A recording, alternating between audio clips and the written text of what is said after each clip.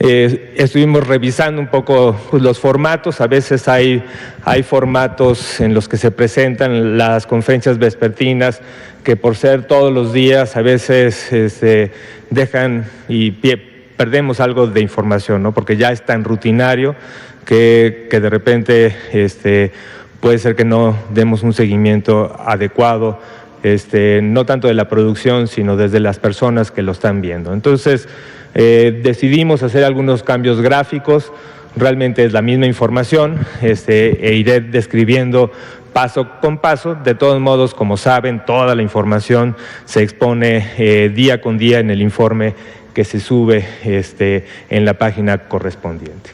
Entonces, una de las cosas en las que creemos que es muy importante que toda la población, medios de comunicación, sé que ya están familiarizados, pero la idea es insistir en que la forma en que el sistema de vigilancia epidemiológica de cualquier lugar está interesada en entender la trayectoria, las tendencias que van teniendo los casos.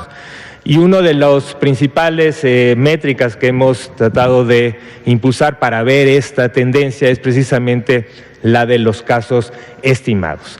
Los casos estimados, como saben, es el número total de casos activos más una proporción de acuerdo a la positividad que presentaremos en la siguiente gráfica.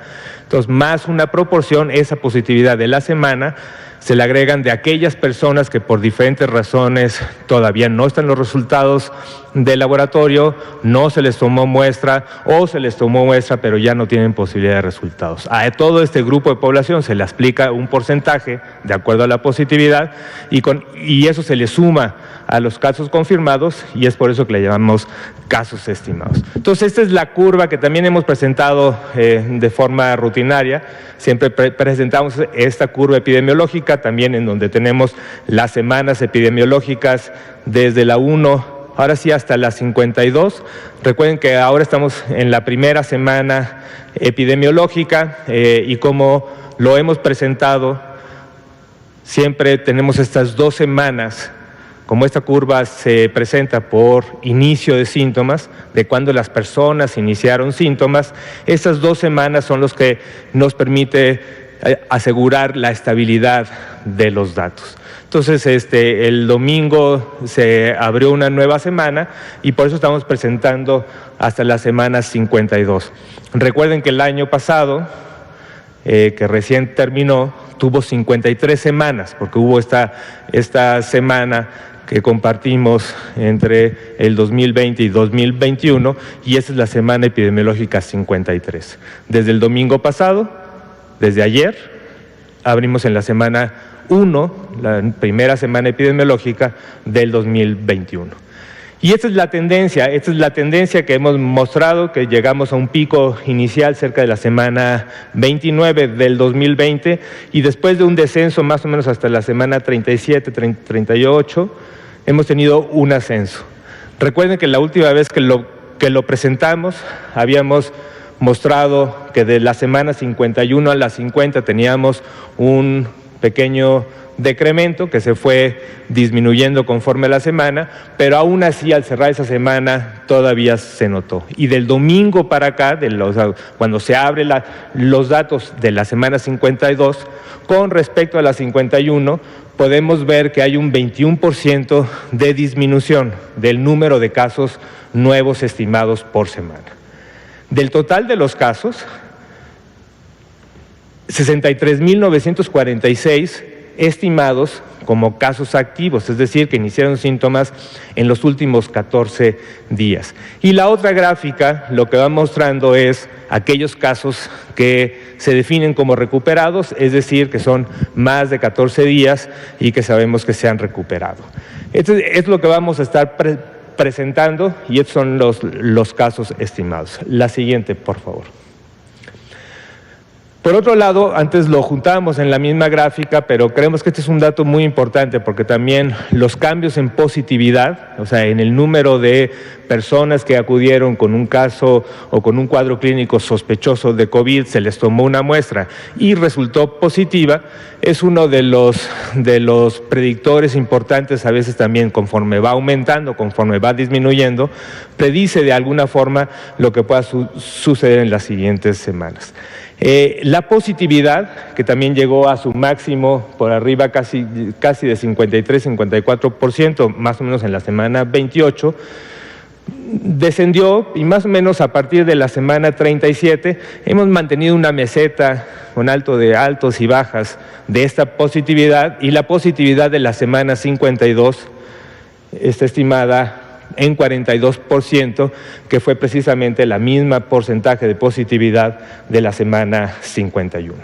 Y aquí tenemos los datos actualizados hasta el día de hoy, en donde tenemos un total de 1.455.219 confirmados, de los que se le hicieron la prueba. A los que se le hicieron la prueba, 1.828.472 resultaron negativos, y del total que se han notificado, que se han incluido en este estudio en el sistema de vigilancia epidemiológica, pues son ya un poco más de 3.6 millones de personas que han tenido un cuadro sintomático y se les ha estudiado de diferentes formas. A la gran mayoría se les ha tomado pruebas y por lo tanto podemos clasificarlos entre confirmados y negativos, y a los que no están incluidos en la gráfica previa sobre los casos estimados. La siguiente, por favor. Y otra de las cosas que también esta gráfica no la hemos presentado con mucha frecuencia, pero sí ya la hemos presentado, que es precisamente la tasa de letalidad por semana epidemiológica. Recuerden que la tasa de letalidad lo que quiere decir es el número de defunciones entre el número de gente que se confirmó. Entonces depende de cuánta gente se estudió y se confirmó, y eso es el denominador, y el numerador es el número de defunciones también confirmadas. En general, cuando uno ve los datos de todo lo que ha sucedido desde las primeras semanas, desde febrero-marzo, pues podemos ver que cerca del 9-10% de esta tasa de letalidad de todo el año. Pero como podemos ver, ha sido muy variable a lo largo de todas las semanas.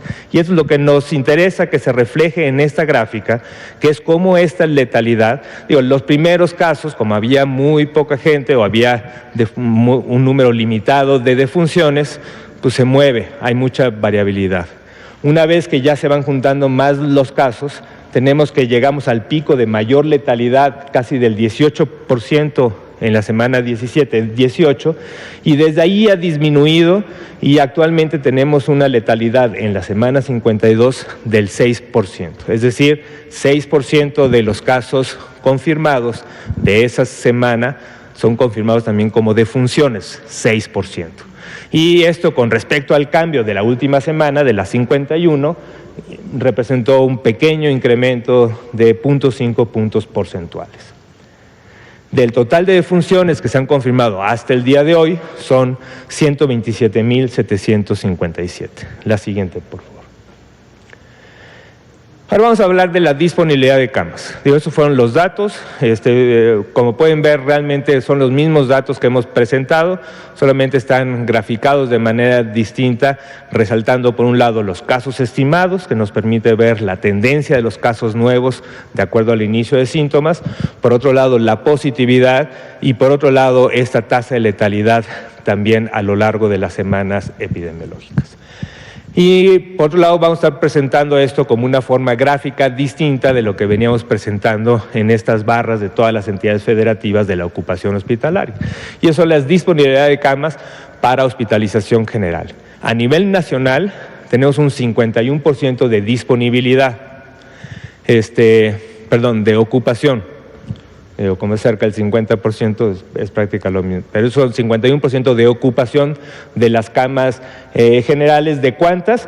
De cerca de 30.292 camas totales de las cuales 15.419 están actualmente ocupadas. Recuerden que esos datos vienen de los datos de la red IRAC y por lo tanto esto no requiere de esta estabilización de las últimas 2 semanas, sino son los datos del día con el corte del día de hoy. 5 entidades tienen una ocupación del más del 70%, que hemos llamado de este rango de alerta, en donde tenemos la primera, Ciudad de México, con un 85% de ocupación de hospitalización general, Estado de México 81%, Hidalgo 77%, igual que Guanajuato, y Nuevo León con un 73%. 5 de ellas, 5 entidades, están entre 50 y 69, que aunque no están en ese nivel de alerta máximo, que es por arriba de 70, es un nivel de precaución, porque ya estamos más allá del 50% de ocupación, y aquí tenemos estas 5 entidades que son Baja California, Morelos, Puebla, Querétaro y Sonora. Y 22 entidades tienen una ocupación menor al 50%, ¿no?, de este total.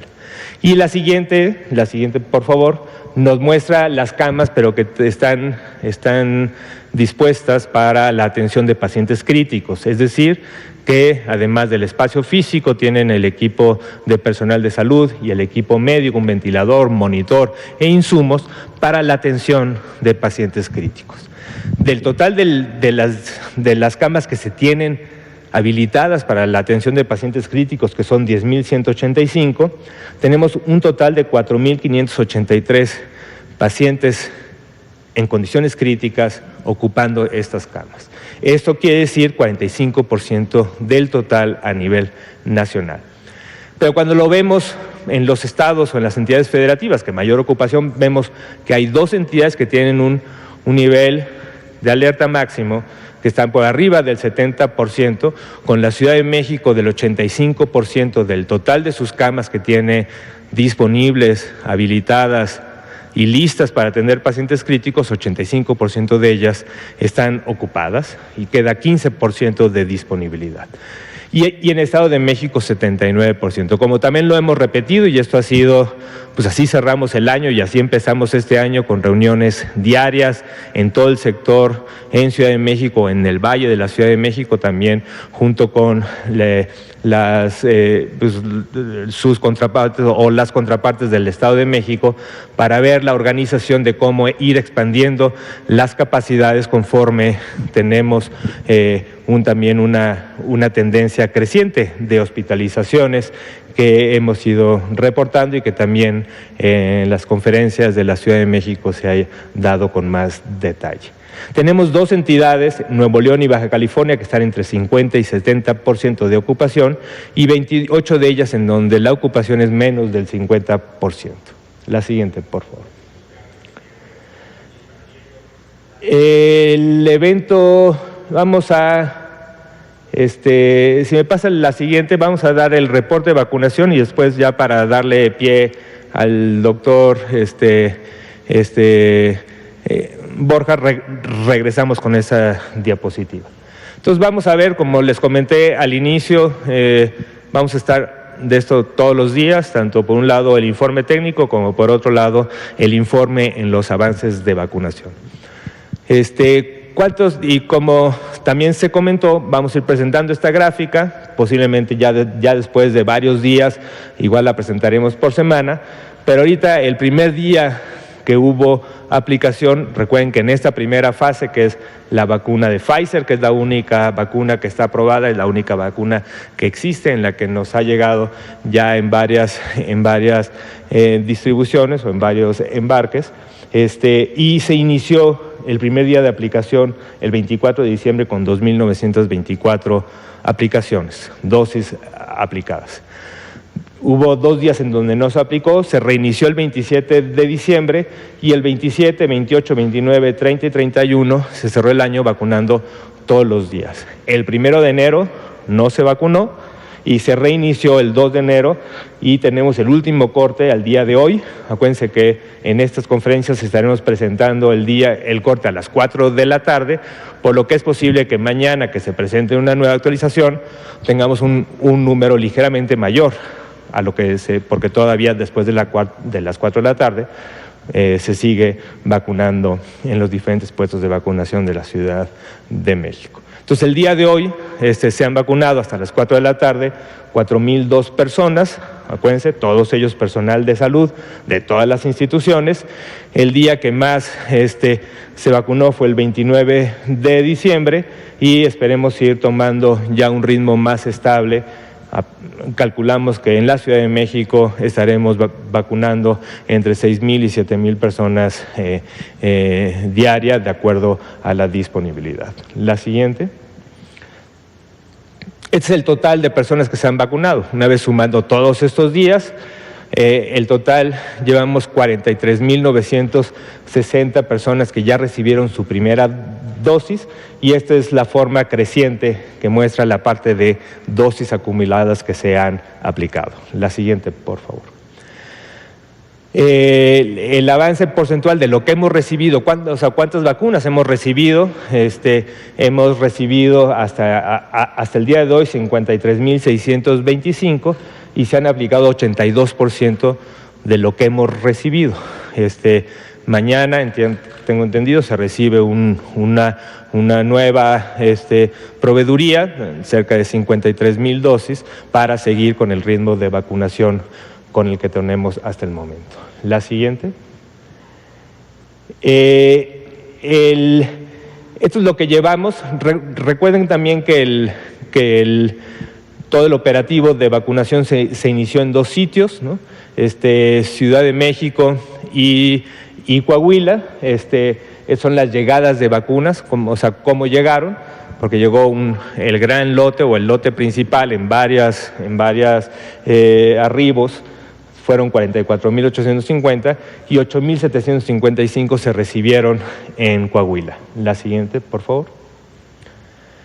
Y de esta, aunque no tenemos aquí las aplicaciones, acuérdense que el primer día se aplicaron en 3 sitios. El día 24 fue en el Hospital General, un sitio de vacunación en Querétaro y un sitio de vacunación en el Estado de México, y después ya se abrió a los sitios militares que tenemos. Son 7 sitios en la Ciudad de México que han trabajado todos los días, y también tenemos un sitio más. Hubo una pequeña aplicación en Monterrey y después un sitio más en el estado de Coahuila.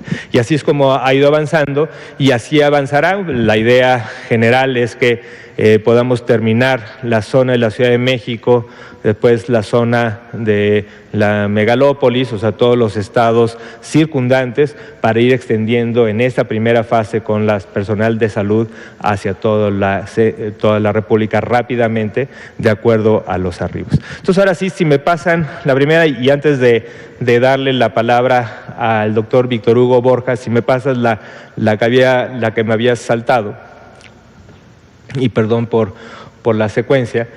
Pero como ya también tuvimos un caso, esto ya lo va a describir con más detalle el doctor Víctor Hugo Borja, pero tuvimos este caso de una médica, una colega del estado de Coahuila, de Monclova específicamente, donde el 30 de diciembre recibió la vacuna de las que se tenían programadas, y como también se mencionó cuando se presentó el operativo, se tiene pensado que en estos sitios, o ya está programado en estos sitios de vacunación, en donde recuerden que tenemos una zona de triage que le llamamos, que es donde se recibe al personal, se ve si no tiene alguna enfermedad en ese momento, que cumpla con los criterios de inclusión para que sí pueda recibir la vacuna.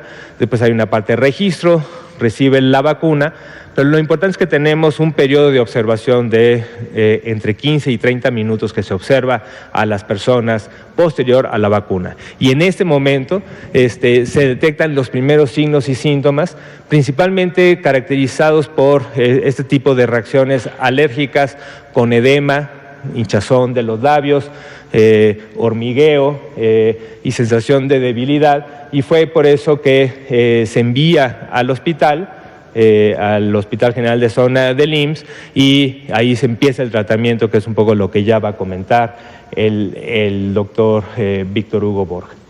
Del 30 al 2 de enero se ha hecho un seguimiento estrecho y justo el 2 de enero se reunió el grupo que tenemos, un grupo nacional de expertos de los ESAVIS. Acuérdense que los ESAVIS son los eventos supuestamente atribuibles a vacunación o inmunización. Tenemos un lineamiento y una serie de lineamientos normativos desde la Secretaría de Salud para este tipo de eventos que se han ido adaptando y mejorando para el operativo COVID, y tenemos un grupo de expertos nacional en la que tenemos integrantes de diferentes instituciones y especialidades, y tuvimos la oportunidad de que el día sábado, junto con el caso, pues se presentó y se llegó a una serie de estudios que son necesarios. El propósito principal de estos estudios es realmente ver la asociación causal entre la vacuna y el cuadro clínico, y por eso se requiere una serie de estudios, pero para eso entonces yo voy a dejar ya la palabra al doctor Víctor Hugo Borja, porque es realmente en el IMSS donde se está haciendo el seguimiento con el acompañamiento del grupo de expertos nacional. Entonces, muchas gracias, Víctor Hugo, por acudir a la presentación. Muchas gracias. Vamos a relatar este evento. En salud pública siempre debemos estar atentos a los efectos colaterales que pueden tener todos los medicamentos. Entonces hacemos lo que se llama farmacovigilancia, la vigilancia de los efectos adversos que pueden tener cualquiera de los fármacos. Así, en México vigilamos los efectos adversos de los antibióticos, de otros medicamentos que normalmente se usan en la atención médica, y especialmente en las vacunas. Tenemos los que llamamos efectos supuestamente atribuibles a la vacunación e inmunización.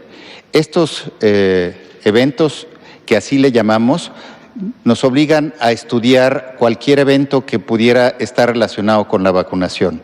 En este caso, y como lo mencionaba el doctor Ruy, estábamos en observación. Tenemos un área de observación donde se encuentran entre 20 y 30 minutos todo el personal de salud después de ser vacunado, y en este caso detectamos un efecto adverso en una doctora de 32 años que es médico internista. Reportó que era alérgica a las sulfas y tiene antecedentes familiares de alergias. Esto fue después en el interrogatorio cuando se hizo la historia clínica, y refirió infección por COVID-19 en abril del 2020, y había reportado otra infección respiratoria aguda posiblemente relacionada con estos eventos en el mes de agosto. Entonces se vacunó el 30 de diciembre contra SARS-CoV-2 a las 9:30.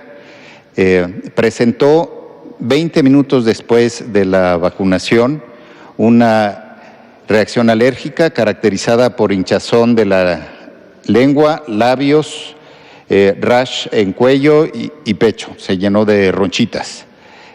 Esto todo fue observado en el área de vacunación. En el área de vacunación de cada uno de los sitios de vacunación hay un médico.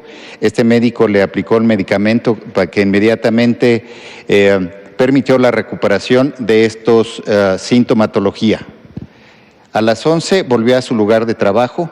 Los médicos que se encuentran atendiendo COVID y que se vacunan regresan después de la vacunación a su trabajo, dependiendo la hora. Ya en su trabajo presentó una convulsión e inició tratamiento en urgencias en el hospital, en su lugar de trabajo. La siguiente, por favor. El 31 de diciembre presentó nuevamente convulsiones, ya hospitalizada en Monclova, y por este motivo, y después de hacerle algunos estudios para complementar el diagnóstico y continuar el tratamiento, fue referida a la UMAE 25, es una unidad médica de alta especialidad en el IMSS en Monterrey.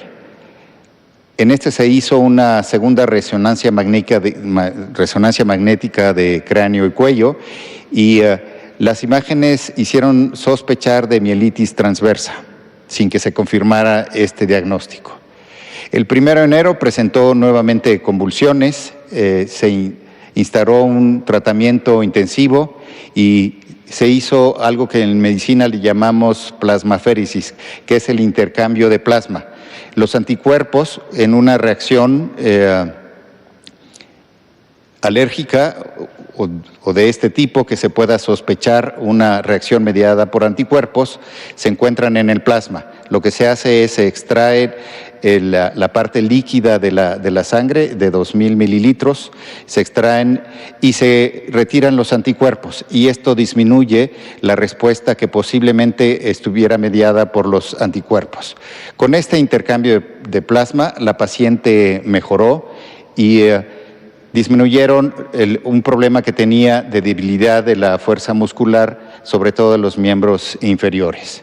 El diagnóstico en ese momento fue de una reacción alérgica a la vacuna. Esto está confirmado, la reacción alérgica.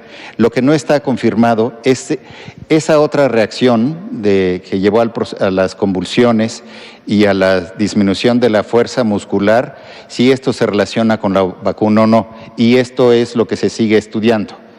Puede haber coincidido en el tiempo y puede haber habido algunas condiciones previas de la doctora que le llevaran a esta respuesta, de tal manera que todavía no se puede descartar y son de las recomendaciones que hizo el grupo de expertos para continuar el estudio y poder descartarlo.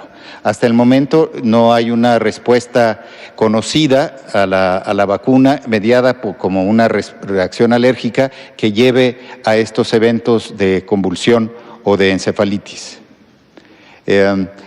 Entonces tenemos la reacción alérgica confirmada, un evento supuestamente atribuible a vacunación e inmunización, y la encefalomielitis aguda se encuentra en estudio. La que sigue, por favor. Entonces, en conclusión, la doctora presentó un ESAVI, así se le dice en la farmacovigilancia a los que se relacionan con la vacunación e inmunización. Este es un evento supuestamente atribuido a la vacunación e inmunización después de recibir la vacuna específica. La médica continúa bajo tratamiento especializado, se continúa internada en la UMAE 25 en Monterrey. Al día de hoy se reportó con mejoría en su estado de salud, ya no ha presentado convulsiones, ha mejorado ligeramente la fuerza muscular, se encuentra despierta, consciente y bien orientada. La paciente también respondió favorablemente al tratamiento sobre todo la plasmaféresis y el tratamiento que se está dando específico para contener las convulsiones. El protocolo de estudio sobre la causa de la reacción continúa compatible con reacción alérgica, decíamos, y esta primera reunión del grupo de expertos para el estudio de la ESAVI va a continuar, se reunirá nuevamente el miércoles para dar seguimiento a los nuevos estudios, a los resultados de los estudios y sobre todo ver la evaluación clínica nueva de la paciente de cómo sigue. Para ello, sería importante que quienes tengan historial de reacciones alérgicas graves, no cualquier reacción alérgica, sino las personas que tienen reacciones alérgicas graves, lo reporten antes de que sea aplicada esta vacuna específicamente. No estamos hablando de todas las vacunas COVID-19, sino de esta vacuna que es la que se encuentra reportada. Y finalmente decirles que en todas las vacunas hay eventos adversos leves o moderados de dolor en el sitio de la aplicación, puede haber fiebre que se relacione con la vacuna y estos se presentan de 1 a 100,000 o a 1 a 1,000,000. Esto es importante seguir estudiándolo. Si quieres después, o si quieres ahorita de una vez para ya terminar y ya abrir a preguntas, yo solamente de ahorita que ya termine y vemos lo de bono COVID y abrimos a las preguntas. Sí, por favor. El señor presidente por la mañana encargó al maestro Zoé Robledo, director del IMSS, que presentara una actualización del bono COVID. Esta actualización la voy a presentar en su nombre. ¿Qué es este bono COVID? Es un reconocimiento de carácter económico que se otorga al personal médico y no médico que trabaja en las áreas específicas de COVID, que se relaciona directamente y que podría tener un riesgo de infectarse porque se expone al virus. Es decir, que está directamente en la primera fila atendiendo a los pacientes COVID. Se otorga un 20% de sobresueldo. Es semejante al sobresueldo que se otorga de infectocontagiosidad y que se encuentra en nuestro contrato colectivo de trabajo del IMSS. La siguiente, por favor. ¿A quién va dirigido? A todas estas categorías de trabajadores. Todas estas categorías de trabajadores tienen que ver o pueden estar relacionados con la atención de pacientes COVID. Médicos, enfermeras, terapeutas, laboratoristas, químicos, técnicos radiólogos, camilleros, personal de limpieza e higiene, personal de ambulancia, manejador de alimentos, asistentes médicas, trabajadoras sociales, personal de farmacia, estomatólogos, histotecnólogos y todas aquellas categorías que se encuentren en atención directa. Si hay alguna otra categoría que se encuentre en atención directa, el director del hospital lo reporta y se puede autorizar alguna otra categoría que esté entrando a atender a los pacientes COVID. La que sigue, por favor. Esto incluye a pasantes y residentes también. Esto fue autorizado el 16 de marzo del 2020 por el Consejo Técnico del IMSS. Empezó el 13 de abril y a la fecha se ha otorgado el pago a 161,807 trabajadores en atención COVID. El importe total administrado en este concepto ha sido de 3,132 millones de pesos. La siguiente, por favor.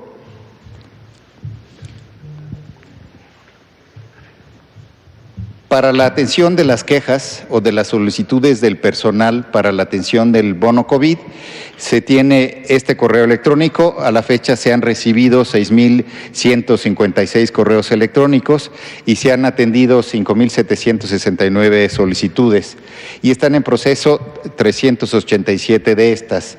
El 5% de las solicitudes han resultado procedentes. Esto continúa. En lo que hemos tenido algún problema es en la autorización de las personas que inicialmente entran a la atención de pacientes COVID, dado que la nómina en el IMSS se paga por adelantado. La que sigue, por favor.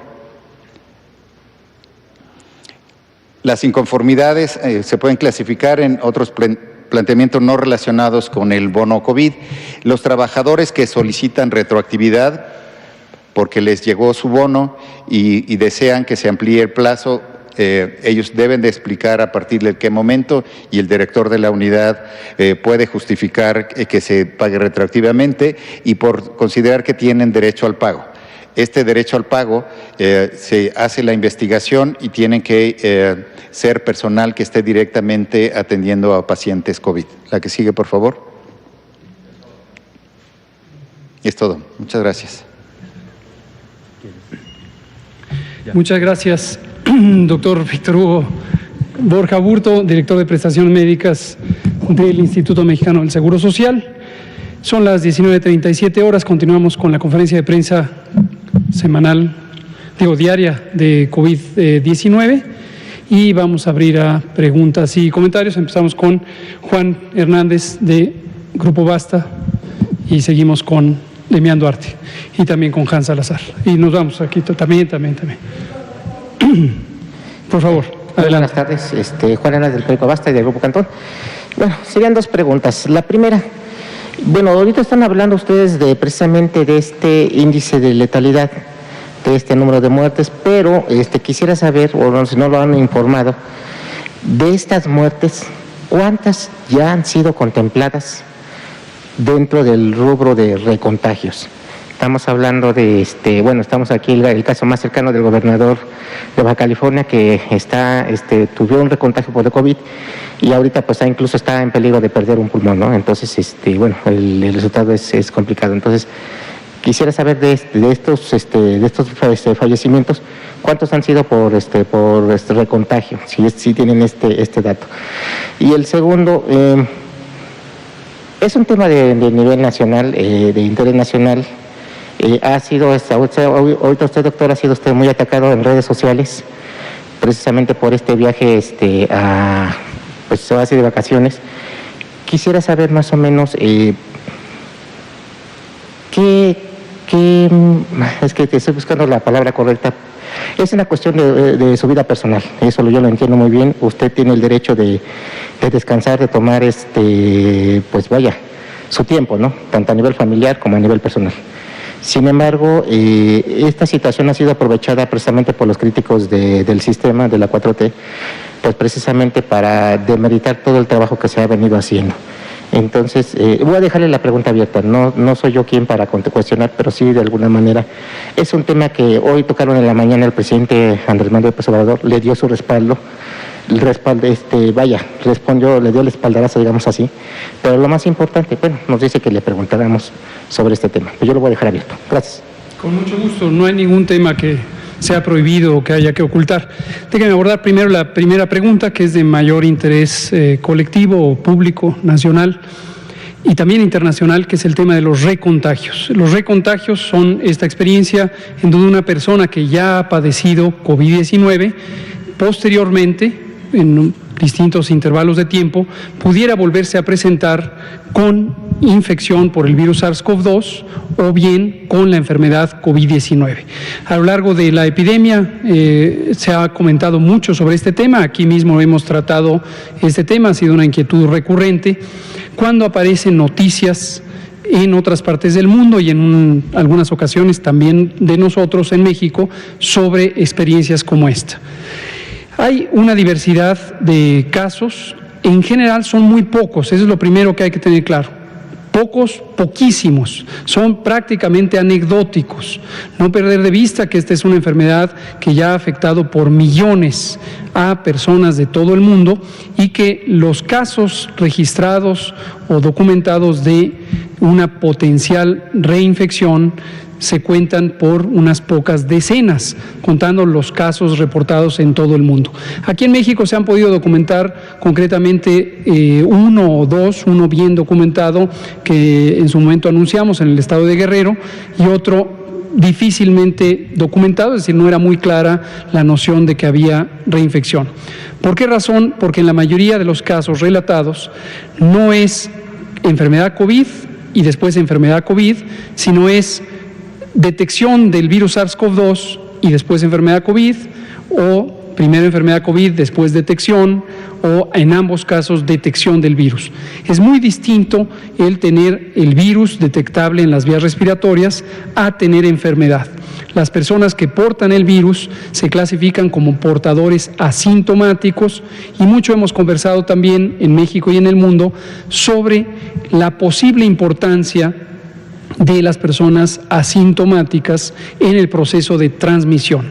En general, hasta el momento se sigue aceptando a nivel mundial que aunque ciertamente podría haber una proporción importante de personas asintomáticas portadoras del virus SARS-CoV-2, en la medida en que no tienen síntomas, particularmente la tos, tienen una capacidad mucho menor de ser transmisoras del virus.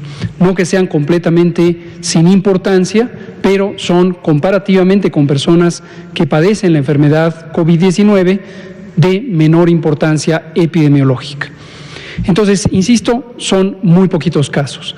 En México no tenemos documentada ninguna defunción que pudiera estar asociada a segundas infecciones hasta el momento, pero de las diversas defunciones que tenemos registradas, hay varias que permanecen todavía en revisión.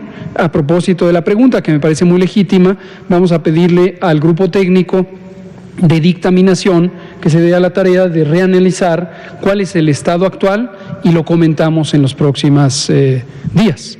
No prometo que necesariamente mañana, vamos a ver qué información tienen los grupos técnicos que dictaminan a nivel federal y en los estados y hacemos un resumen y con mucho gusto lo presentamos. El segundo tema que me comenta, efectivamente vi que en las redes sociales y también en algunos periódicos de circulación nacional, en primeras planas, causaba interés dónde había estado yo en los días del fin de año. No tengo nada que ocultar, efectivamente fui a la costa de Oaxaca, a la región de Pochutla, el municipio de San Pedro Pochutla. Es un sitio hermoso, con una población muy generosa, muy benévola, y fui a visitar a familiares muy cercanos, a personas muy amigas, y estuvimos en una casa particular durante los días del fin de año. Una cosa muy importante es enfatizar la importancia que estuvimos mencionando aquí como recomendaciones de fin de año, de conservar los grupos familiares muy pequeños, y también al conservar los grupos pequeños, de todos modos seguir las distintas medidas de prevención al momento de las distintas actividades sociales. Por ejemplo, y ya que algunos aspectos de mi vida privada podrían ser de interés público o instructivos, es relativamente fácil, si uno contempla estas actividades, separar los lugares en una mesa. Tuvimos una reunión, obviamente, con motivo del fin de año, y cuidamos este tipo de aspectos, y esto esperamos que lo haya hecho la gran mayoría de las personas. ¿Qué otros aspectos son importantes? El considerar que me dio la impresión de que algunos estos diarios de circulación nacional no lo tenían totalmente claro. Aquí se los aclaramos, por aquí está la reportera de uno de estos diarios, la noción de que la intervención de prevención de México es diferente a la que han usado otros países. Algunos países han optado por disposiciones casi análogas a toque de queda, es decir, disposiciones administrativas de cancelación absoluta de la movilidad. Algunas no lo habían tomado de inicio, pero en un momento dado lo han tomado. Reino Unido, esta misma mañana, el primer ministro Boris Johnson estaba instruyendo disposiciones especiales, dado que en el Reino Unido, en partes sustanciales del territorio del Reino Unido, la curva epidémica tiene un comportamiento exponencial, muy acelerado. En este momento, el Reino Unido es el país del mundo que tiene la mayor cantidad de casos por millón de habitantes por día. Es decir, la velocidad de ascenso de la curva epidémica es la más grande vista prácticamente en cualquier país. Es igual, aún más grande que la que vieron algunos países europeos como Italia o como España al inicio de la epidemia. Entonces, en lo que le corresponde a un gobierno soberano, tomó decisiones administrativas que son de suspensión absoluta de la movilidad. En México, como lo venimos platicando, pero siempre es útil un recordatorio, acaso porque está empezando el año, durante 2020 lo comentamos varias veces, tuvimos una primera intervención que se llamó, para quien ya no la recuerde, Jornada Nacional de Sana Distancia, que implicó la misma disposición administrativa nacional, a cargo, desde luego, de la Secretaría de Salud Federal, que es la segunda autoridad sanitaria del país, después del presidente de la República, de acuerdo a la Ley General de Salud. Y la disposición se extendió desde el 23 de marzo y hasta el 30 de mayo. A partir del 1 de junio y hasta el momento, hasta este minuto, se estableció un mecanismo diferenciado por entidad federativa. ¿Por qué razón? Retomamos, para quien ya no lo recuerde, porque la dinámica de ocurrencia de la enfermedad, dinámica le llamamos al cambio de la epidemia en el tiempo y en el espacio, la cantidad de personas que enferman en cada territorio por cada día o por cada semana, es muy diferente en cada entidad federativa. Mañana, que es Pulso de la Salud, actualizaremos muy probablemente lo que actualizamos, lo más reciente, el martes pasado, que son las 32 curvas epidémicas de cada entidad federativa. Y ustedes pueden ver, lo han podido ver, que son muy distintas las curvas epidémicas. Esto lo que permite es, en países que son territorialmente muy grandes, generalmente las repúblicas federales, México, Estados Unidos, Brasil, Canadá, por mencionar algunas en el continente, un mayor equilibrio, un mejor equilibrio entre dos elementos muy importantes que en todo el mundo son prioritarios. Por un lado, de manera inmediata, proteger la salud y la vida en la medida en que se eviten los contagios o se disminuya la frecuencia de los contagios y por lo tanto los casos y las defunciones.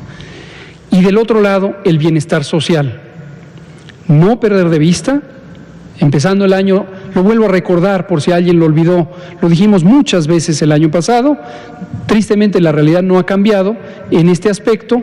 México es un país con enormes desigualdades sociales y económicas, enormes, inmensas. Tenemos una muy importante acumulación de la riqueza en muy pocas manos, en muy pocas familias, y más de la mitad de la población, un poco más de la mitad, vive en condiciones de pobreza, pobreza absoluta, definida así por múltiples entidades y organismos internacionales. Permítame. Sí, por eso estoy hablando del aspecto, permítame, no es, pero permítame, estoy respondiendo aquí y es, hay un orden, Blanca, permítame, esto no había ocurrido. Creo que esto no había ocurrido. Espero que no cambie en 2021.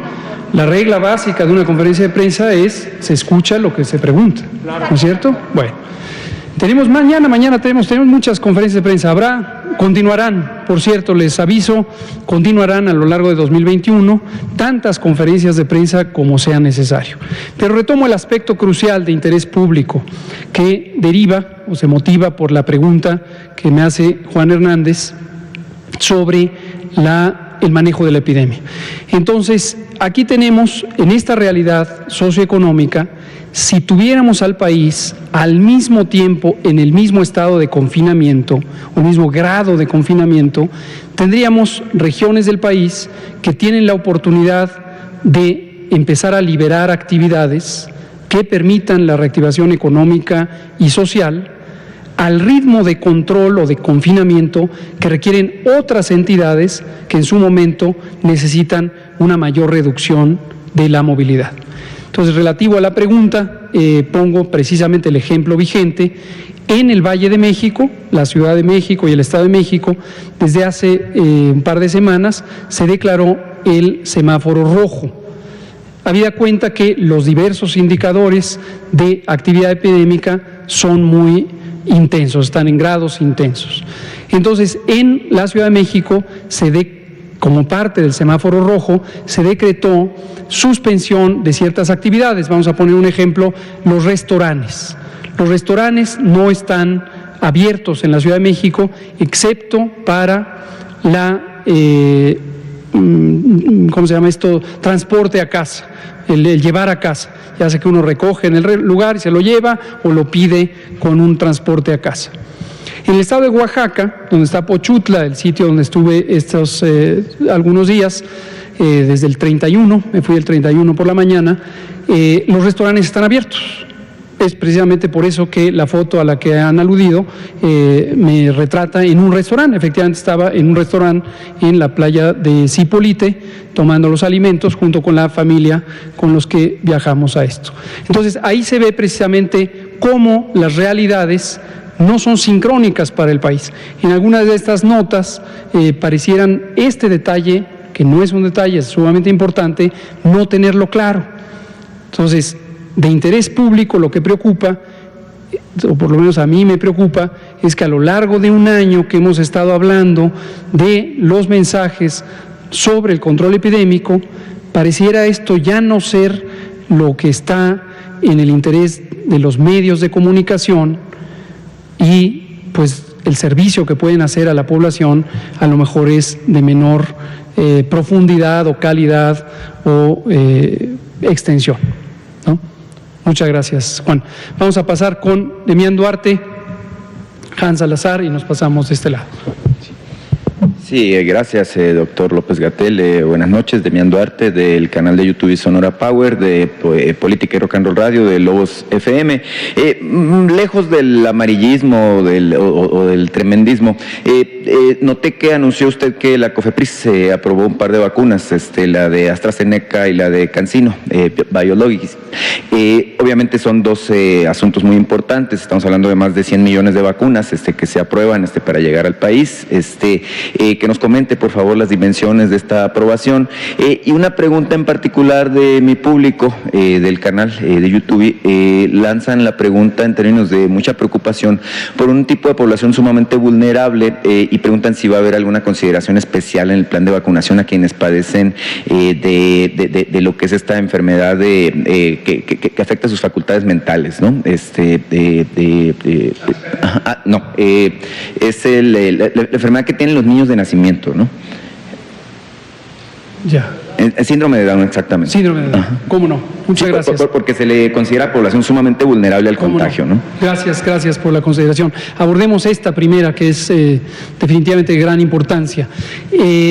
El síndrome de Down, así conocido técnicamente también se llama como trisomía 21, es una condición en la que los cromosomas que están en las células de las personas, para referencia básica de quien no esté familiarizado con el concepto de cromosomas, los cromosomas son las unidades físicas en las que se agrupa el material genético de las células.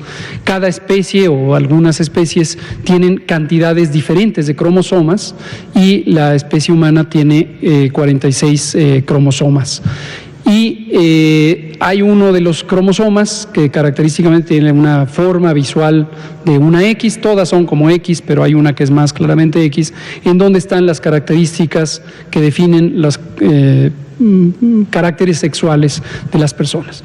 Pero este síndrome, que se describió desde los años 50 del siglo pasado, es muy conocido porque existe, en lugar de 2 cromosomas, hay 3 cromosomas de esta condición, y eso está asociado, por razones muy complejas de explicar en este momento, con una serie de cambios anatómicos y funcionales de las personas.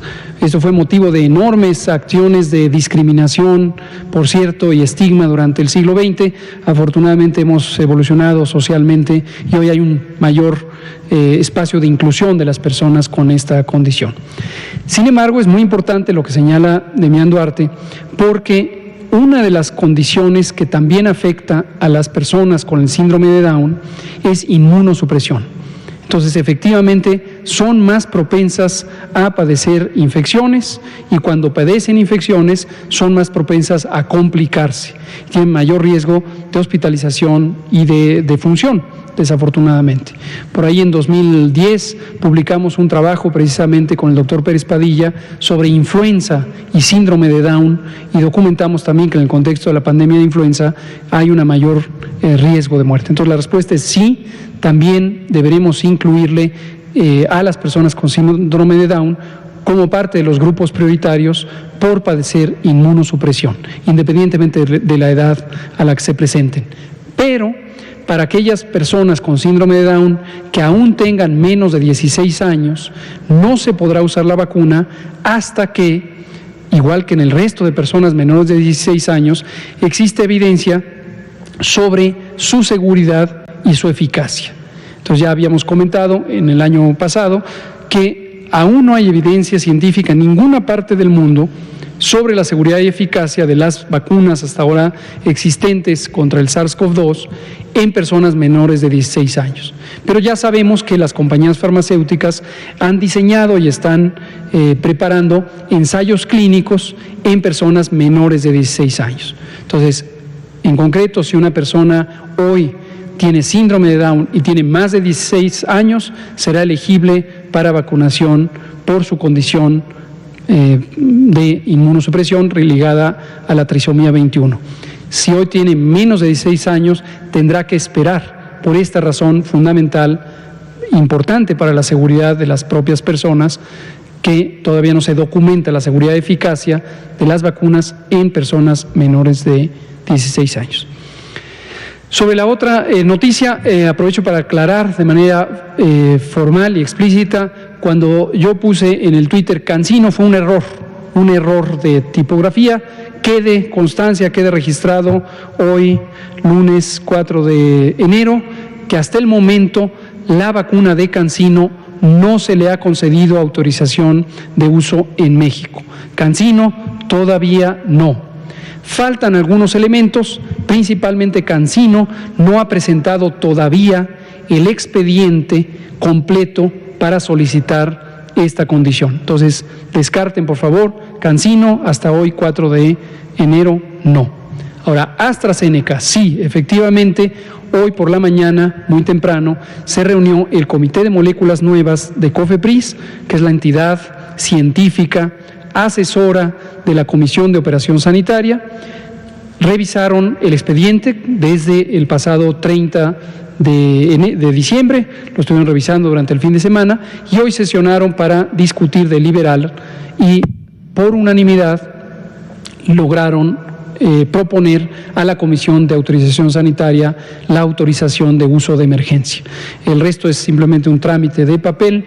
La Comisión de Autorización, que preside la doctora América Orellana, estaba desde luego al tanto de todo esto, porque ella es la que organiza la sesión del Comité de Moléculas Nuevas y simplemente se hará la formalización para comunicarle a la representación legal de AstraZeneca que su vacuna ha sido autorizada para uso de emergencias en México. Actualizo el panorama general de vacunas, en particular sobre estas de las que estamos hablando. Los planes que tenemos es que CanSino complete su expediente. Deseamos, este es un deseo, no es una precondición, que quede muy claro, sobre el juicio que hará COFEPRIS en forma autónoma respecto a ese expediente, pero ojalá que el expediente muestre seguridad y eficacia y sea posible conferirle la autorización de uso de emergencia. Si esto ocurre, nos facilitará las cosas porque ya se ha hecho un precontrato hasta por 35 millones de dosis. La vacuna de CanSino no requiere ultracongelación y su régimen es de una sola dosis. Y esto nos podría facilitar mucho las cosas para expandir más rápidamente la vacunación, particularmente en las zonas más apartadas donde es más difícil el acceso de las vacunas con ultracongelación. La de Astra, hasta el momento, ya se le confirió la autorización de uso de emergencia, está pendiente de concretarse la verificación de la capacidad del laboratorio de Liomont, con quien, como fue anunciado aquí el 26 de octubre, Astra acordó que envasara el producto que a su vez vendrá de Argentina. Recordarán que el canciller Marcelo Ebrard explicó este convenio entre entidades privadas, Astra, Liomont y la Fundación Carlos Slim, para hacer esta producción. El gobierno mexicano ha contratado 77.4 millones de dosis de la vacuna de AstraZeneca, misma que se calcula que si se logra lo que estoy mencionando, que no depende del gobierno, que debemos ser muy claros en eso, depende de que las entidades privadas que están trabajando en ello concreten tener la capacidad de producción, pero si se logra, tendríamos a partir de marzo posiblemente la vacuna de AstraZeneca también en operación. Otras vacunas que están avanzando bien y que serían consideradas incluyen la de Janssen. Para esta vacuna se hizo ensayo clínico en México, está todavía en evolución y somos elegibles como un país prioritario para Janssen para firmar contratos, dado que participamos en el ensayo clínico. Hay una carta de intención firmada por el secretario de Salud y en su momento, si se concretan las condiciones, se firmaría un contrato. Esto es lo que tenemos hasta hoy. Arrancamos el año, termino aquí, son las 20:02. Dejamos pendiente a Hans Salazar, a Blanca, a todos los compañeros de aquí. Qué bueno que hoy vinieron con renovado ánimo. Mañana, todos los días ya vamos a tener. Mañana tenemos Pulso de la Salud. Mañana llegan, ya se anunció. Bueno, sí, confírmalo. Bueno, confirmo que mañana llegarán dosis, 53,000, solo que no voy a poder sacar la diapositiva rápido, pero un poco más de 53,000, me parece que 625 dosis. Si me ponen la diapositiva, por favor.